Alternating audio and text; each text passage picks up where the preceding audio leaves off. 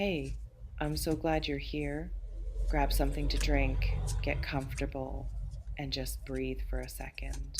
What's coming through today is tender and vulnerable, and it's arriving sooner than you think. Ready? Let's see what's unfolding. Mm. Okay, someone's been carrying feelings that have grown too heavy to hold in silence.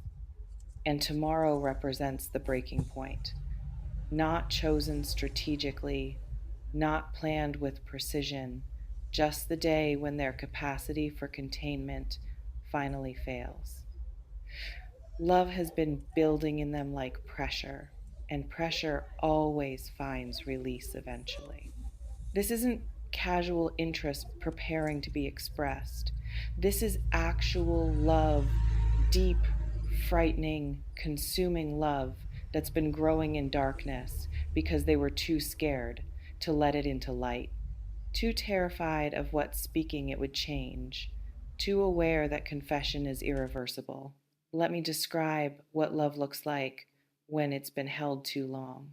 Some people confess feelings early, when attraction is fresh, when admitting I like you carries minimal risk because investment is still shallow, when rejection would sting but not devastate. But this person isn't there. They're past shallow, past casual, past the place where confession is low stakes. They've fallen completely, built entire internal worlds around the idea of you, let you become essential in ways they didn't authorize or intend. And now they're sitting with feelings so big that continuing to hide them feels like slowly suffocating. Tomorrow, specifically tomorrow, something shifts. Some final straw breaks. Some moment of clarity or desperation or courage arrives that makes speaking finally feel less dangerous than continuing to be silent. And you're going to receive confession you might not have seen coming, might not have prepared for, might not know how to respond to immediately. Let's pause here. This reflection invites you to consider, is there someone in your life whose energy has felt different lately, heavier with something unspoken? Maybe they've been acting strange around you, more nervous, more careful, like they're monitoring themselves constantly to avoid revealing too much. Or maybe they've been creating distance, pulling back not because they care less, but because they care too much to stay close without confessing. And distance feels safer than proximity that amplifies feelings they're trying to manage. Some people withdraw when they start loving because loving makes them vulnerable, opens them to rejection, gives someone else power to destroy them. And they've been hurt before in ways that taught them protection through distance. You might have interpreted their withdrawal as disinterest, as them getting over whatever they felt, as confirmation they were never that invested to begin with. But the opposite was happening. They were falling deeper while creating space to hide the falling, managing overwhelming feelings by reducing contact that made feelings more overwhelming. And tomorrow, that management strategy ends. Tomorrow, they stop hiding and start revealing. This reflection invites you to consider, is less than hash zero. 5 hash is greater than, have you been misreading someone's distance as disinterest when it was actually self protection? There's something specific about what so in love means versus just attracted or interested. Love means they're not just drawn to surface qualities, they've gone deep enough to understand your complexity, to have seen your flaws and decided those flaws make you more lovable, not less. They know things about you others don't, have paid attention to details you didn't think anyone was noticing, have built understanding of who you actually are versus who you perform being. And that understanding created attachment that simple attraction never generates. They're not in love with the idea of you. They're in love with the complicated, contradictory human reality of you. Some people fall in love with potential, with who someone could be if they changed in specific ways. That's not love, that's just projection. But this person loves you as you exist now, not waiting for you to become something different, not trying to mold you into partner they actually want, just loving the actual you that actually exists. That's rare and terrifying for them because loving someone as they are means accepting you might not love them back, means they can't blame rejection on you not being ready or not understanding them yet. If you say no, it's just no. No qualifications, no maybe when circumstances change. Just the reality that they love you and you don't love them, and that asymmetry is permanent. This reflection invites you to consider when someone loves you completely as you are, does that create pressure or peace? Let me describe what might happen tomorrow when they finally speak. They might plan elaborate setting, ask to talk, create context that signals seriousness, try to control variables to maximize chance of favorable response. But planned confessions often fail because anxiety disrupts planning. They forget their prepared words. The moment feels too big for the script they wrote. And what comes out is messier, more raw, more honest than what they rehearsed. Or they might just blurt it, lose battle with restraint in random moment, let feelings spill during casual interaction because holding them in one more second becomes physically impossible. Those confessions lack polish but carry undeniable authenticity. Nobody performs that kind of vulnerable spontaneity. It only comes from feelings too big to contain. Some people confess through action before words. Change how they treat you, start showing up differently, make their care so obvious that the words become almost redundant. But others need the words, need to speak love out loud even when actions have already telegraphed it, because saying it makes it real in ways demonstration alone doesn't. Tomorrow you might receive all three: the planned speech that becomes a raw confession that's been demonstrated through changed behavior you maybe didn't notice until the words give it context. And receiving someone's whole heart offered without guarantee of reciprocation requires presence, requires actually seeing them in their vulnerability instead of immediately focusing on your response. This reflection invites you to consider, can you receive someone's love confession without immediately making it about whether you love them back? There's something important about what you might be feeling right now reading this. Maybe hope. Maybe this is confirmation of something you've wanted. Maybe you love them too and have been waiting for them to be brave enough to speak first. And if that's true, if this is mutual love, just waiting for someone to initiate tomorrow could be a beginning of something beautiful.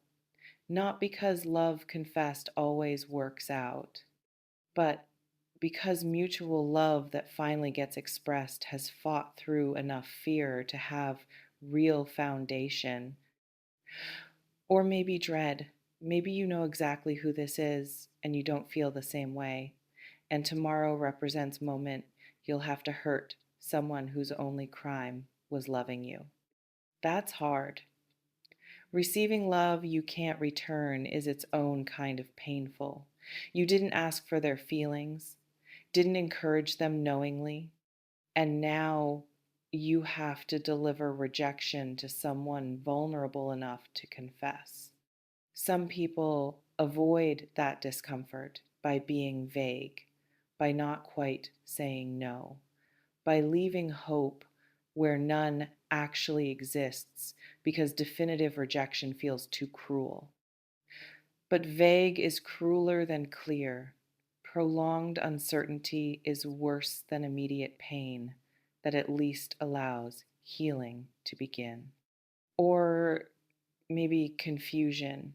Maybe you're not sure who this could be. Or you have suspicions, but they seem unlikely. Or you thought you knew how everyone in your life felt about you, and this revelation means someone's been hiding major feelings successfully. Confusion is valid. You're not required to have anticipated everyone's internal experience. People are allowed to have private feelings, and those feelings becoming public can be disorienting, even when they're welcome. This reflection invites you to consider, if someone confessed love tomorrow, do you already know what your answer would be, or would you need time? Let me address what happens after confession changes everything. If you reciprocate, if this is mutual love finally finding voice, everything shifts. What was undefined becomes defined. What was possible becomes actual. What was potential becomes relationship. And that shift is exciting and terrifying simultaneously because undefined has freedom, actual has responsibility, potential can stay perfect, relationship has to navigate reality. You'll have to figure out what love means practically, how you show up for each other, what you need, what you can offer, how to translate feelings into functional partnership. Some people are better at loving from distance than loving up close, better at pining than partnering. The fantasy is more appealing than the reality. And confession that leads to relationship sometimes reveals that what they loved was the longing itself. But if you don't reciprocate, if their love is one sided, tomorrow becomes ending instead of beginning. Not necessarily ending of all connection, but ending of the dynamic as it existed, ending of the possibility they were holding on to, ending of whatever hope kept them close despite uncertainty. Some friendships survive unrequited confessions, others can't. The person who confessed can't unknow that they love you and you don't love them. Can't return to casual when their feelings are anything but. And you can't unknow it either. Can't interact with them the same way once you're aware their every interaction carries weight you're not reciprocating.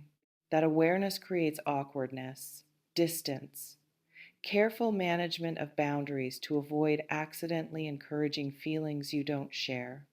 You remain in complete control of how you respond to tomorrow's confession. You can reciprocate or decline gently, need time or no immediately. Honor their courage or protect your boundaries. The power is yours. It always has been. You may notice reading this has brought up specific people, maybe certainty about who this is, maybe hope it's someone specific, maybe dread it's someone specific, maybe complete confusion about who could possibly feel this way. Whatever it is, honor it. Take what resonates. Softly release the rest. Trust yourself. Before we close, I want to ask you something. If someone confessed they were in love with you tomorrow, would you want advance warning or prefer to be surprised in the moment? Drop it in the comments. And this, does knowing someone loves you change how you feel about them, or just clarify what was already there? This person is so in love with you and going to admit it tomorrow. And when they do, your response will either begin something or end something, will either confirm that love is mutual or establish that it's one sided. Either outcome is valid, either response is okay. You're not obligated to return love just because someone offers it, but they deserve honest response to honest vulnerability. Not eventually, tomorrow, literally tomorrow. Trust yourself with this. Trust that you'll know how to respond when the moment comes. Trust that you can honor someone's courage without betraying your own truth. Trust that whatever you feel or don't feel is valid regardless of what they're feeling. See you in the next one. And listen. Love confessed doesn't create obligation, it just creates clarity. And clarity, however uncomfortable, is always better than continued ambiguity. Be kind, be honest. Tomorrow, someone's showing you their heart. Handle it carefully, whether you keep it or return it. Take care.